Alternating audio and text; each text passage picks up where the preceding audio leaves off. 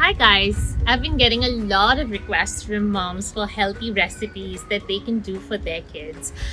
The kids are at home a lot more now these days and they're not moving that much and they really just want to eat a lot of junk food.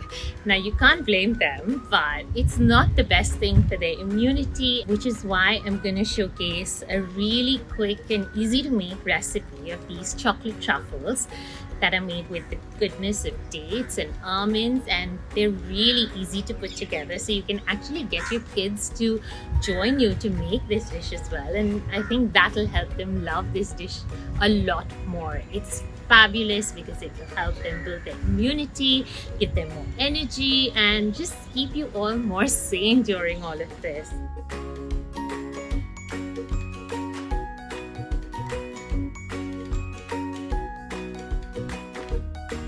So with delicious dishes like these chocolate truffles, you can make your kids fall in love with healthy eating and help them build their immunity, which is especially good for such times. With the right preparation, you can win over any challenge.